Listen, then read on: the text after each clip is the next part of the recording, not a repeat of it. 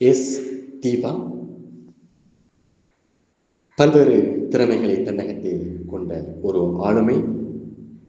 இலங்கை நாட்டிலிருந்து புலம்பெயர்ந்து தாய்லாந்து நாட்டிலே வசிக்கின்ற ஒரு அன்பான உறவு.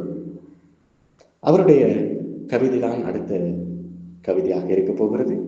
இது இறுதி கவிதையாகவும் இருக்கும் ஒரு சிறப்பான கவிதை.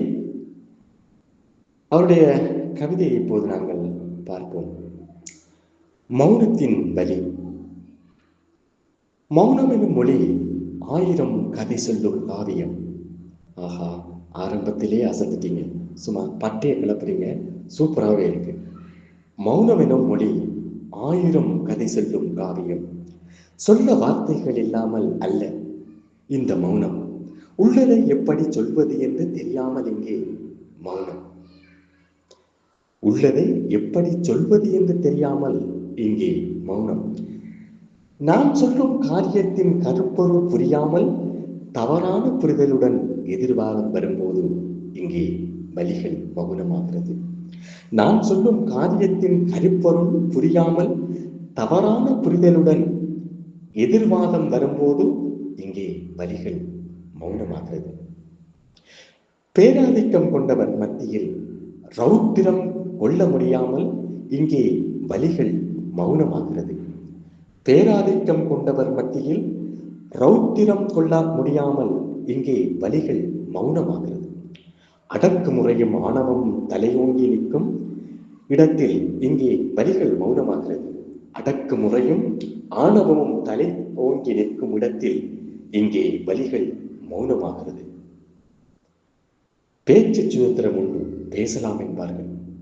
பிறகு உனக்கு பேச தெரியாது, மௌனமாயிரு என்பார். இங்கே மௌனம் அது 1000 வலிகள் கொண்டதாக இருக்கிறது. பேச்சு சுதந்திரம் உண்டு, பேசலாம் என்பார்கள். பிறகு உனக்கு பேச தெரியாது, மௌனமாயிரு என்பார்கள். இங்கே மௌனம் அது 1000 வலிகள் கொண்டதாக இருக்கிறது. மங்கையின் மனதிலே உள்ளதை வெளியே சொல்ல அவள் வெட்கப்படும் வார்த்தைகள் தடை பண்ண இங்கே மௌனம் மொழியாகிறது.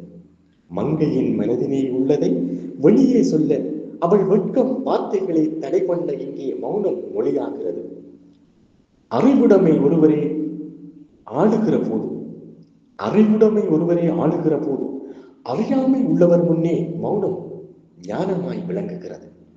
சிலரின் மௌனம் பல வலிகள் கொண்டது. சிலரின் மௌனம் கற்றதன் சிறப்பு கொண்டது. சில நேரம் மௌனம் நாம் வெற்றி வாகை சூடும் ஆயுதமும் ஆகிறது. சிலரின் மௌனம் பல வலிகள் கொண்டது. சிலரின் மௌனம் கற்றதன் சிறப்பு கொண்டது. சில நேரம் மௌனம் நாம் வெற்றி வாகை சூடும் ஆயுதமாகிறது. அழகான கவிநயத்தை சிறப்பாக இருக்கிறது. ஒவ்வொரு வரியும் ஒவ்வொன்றை கூறுகிறது. கவிதைக்கு சிம்மாசனம் போல் சிறப்பாக தெளிவாக அங்கே அவருடைய சொற்பிரயோகம் அமைந்திருக்கின்றது. நன்றி, வாழ்த்துக்கள் தீபா. தொடர்ந்தும் எம்மோடு இணைந்திருங்கள். நன்றி தீபா.